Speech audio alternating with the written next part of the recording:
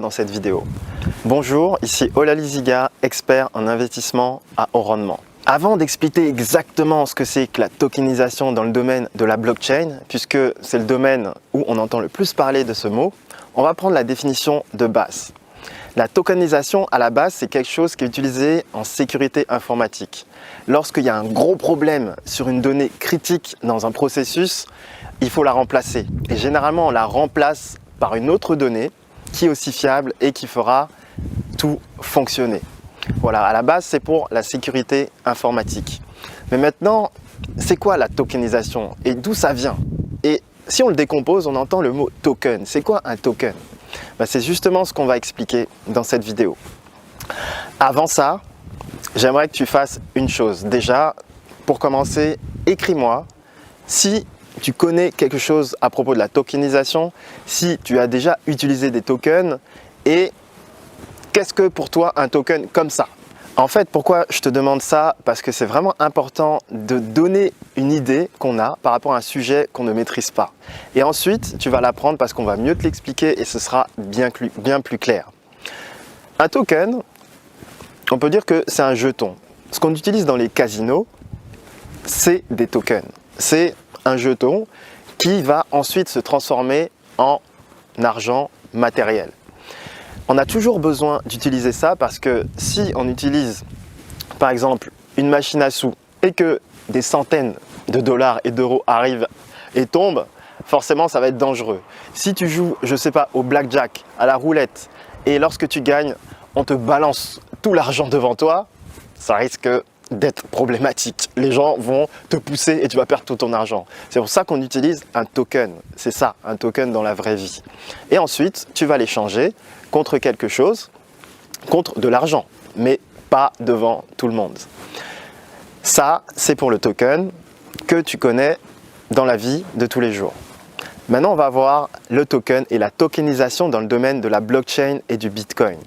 Mais avant ça, si tu connais des personnes qui sont intéressées par ce sujet, intéressées par cette nouvelle technologie de blockchain et la tokenisation, même s'ils n'y connaissent rien, partage-leur cette vidéo car je pense qu'elle va vraiment bien leur servir. Maintenant, la tokenisation dans la blockchain. Tu dois savoir que le Bitcoin maintenant existe depuis un certain temps, qu'on a vu beaucoup de hauts et de bas dans ce domaine-là et qu'il y a une technologie derrière le Bitcoin. Si tu as lu un peu des articles à ce sujet, tu sais que la technologie s'appelle la blockchain. La blockchain, qu'est-ce que c'est? C'est comme un grand réseau Internet qui est décentralisé. Ça signifie que lorsqu'on fait des transactions dessus, elles ne sont pas vérifiées à un seul endroit, mais elles sont dupliquées des millions et des millions de fois partout dans le monde. Ce qui fait que le niveau de sécurité est plus élevé. Ça, c'est la blockchain. Mais maintenant, on a créé d'autres crypto-monnaies et pas que le Bitcoin. À ce sujet, on s'est dit, ah mais si on crée d'autres crypto-monnaies, ça veut dire qu'on crée d'autres projets.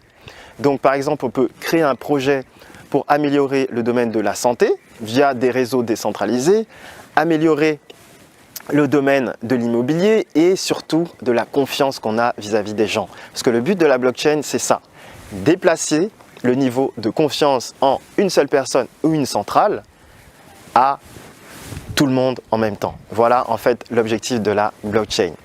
Maintenant, lorsqu'on utilise le mot token, en fait, même dans le domaine du Bitcoin, la blockchain, ça désigne l'unité de compte. Ça désigne le Bitcoin. Un Bitcoin, c'est comme un jeton, c'est un token. Lorsqu'on a une autre crypto-monnaie, c'est pareil. Dès qu'on a un jeton associé au projet, c'est un token. Ensuite, quand tu vends tes bitcoins ou autre monnaie, Ether ou Litecoin, tu vas recevoir en échange de la monnaie, fiat, de la monnaie classique que tu connais. Maintenant, le terme tokenisé, il est particulier. Tokenisé, on peut dire c'est rendre quelque chose liquide. Ensuite, tu vas me dire, mais qu'est-ce que ça veut dire rendre quelque chose liquide, surtout dans la finance et surtout dans les crypto-monnaies? L'exemple le plus simple, c'est l'exemple de l'immobilier. Pourquoi? Parce que l'immobilier, c'est quelque chose de tangible qu'on peut toucher. On ne peut pas vendre en même temps une chambre à quelqu'un et une chambre à quelqu'un d'autre. Ça n'aurait pas vraiment de sens. Généralement, ce qu'on fait, c'est qu'on loue une chambre et on loue une autre chambre. Comme ça, on arrive à avoir plus de gains grâce à ça. Ça, c'est ce qui s'appelle la division d'immeuble de rapport ou la division tout simplement de son appartement. Maintenant, comment faire pour investir à plusieurs dans une maison? On fait ce qu'on appelle la tokenisation. Ça veut dire on crée une monnaie virtuelle digitale qui permet à des gens d'investir dans le projet qui est l'achat, l'investissement tout court dans la maison. On le distribue, on établit un prix et les gens peuvent investir. Une fois qu'on a atteint une valeur intéressante, soit les gens peuvent revendre en se partageant les gains et puis ensuite un autre projet est créé, soit une personne dit « moi j'ai l'argent pour tout racheter » et puis il rachète tout. Mais ça permet justement de diviser l'investissement partout et de diviser l'investissement pas que en France, tu peux le diviser partout dans le monde. Ça signifie qu'aujourd'hui, tu as la possibilité d'investir à Miami en restant en France sans même être allé là-bas voir exactement à quoi ressemble l'immeuble.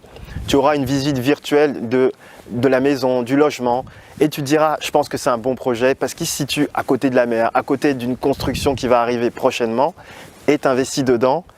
Un Japonais peut investir dedans, un Irlandais peut investir dedans, un Sud-Africain peut investir dedans. Ça, c'était impossible aujourd'hui. Et il y a ce qu'on appelle, et qui est en train de se développer, le Digital Twin. Ça signifie que tout ce qui est physique aujourd'hui va pouvoir se transformer en digital, en virtuel, et tu pourras participer à l'évolution de ce projet-là. C'est ça, la tokenisation. Et on peut faire ça dans bien d'autres domaines. On peut faire ça dans le domaine du sport. Il y a un sportif qui s'appelle Ronaldinho qui avait créé son token pour qu'on puisse investir dans ses projets qui était de créer des clubs de foot dans les favelas au Brésil. Voilà, il y a plein de choses qu'on peut faire avec ça. Et il y a même des artistes qui avaient créé leur propre token afin qu'on puisse participer à la production et à la réalisation de leur projet musical. Donc là, tu vois vraiment que c'est quelque chose de très, très, très puissant. Et par rapport à ça, c'est tellement puissant que beaucoup de personnes s'y intéressent, notamment les familles les plus aisées au monde. Commencent à se dire, on a beaucoup investi dans l'immobilier, dans les yachts et tout ça et dans l'art, mais maintenant on veut quelque chose de nouveau. Et là, on est dans quelque chose de nouveau. Et par rapport à ça, j'ai d'ailleurs pu partager mon opinion et partager ça devant les familles les plus aisées de la planète à Monaco. Et j'aimerais te partager la conférence que j'ai donnée en cadeau. Pour accéder à cette conférence, c'est très simple. Tu vas cliquer sur le lien dans la description de cette vidéo et tu pourras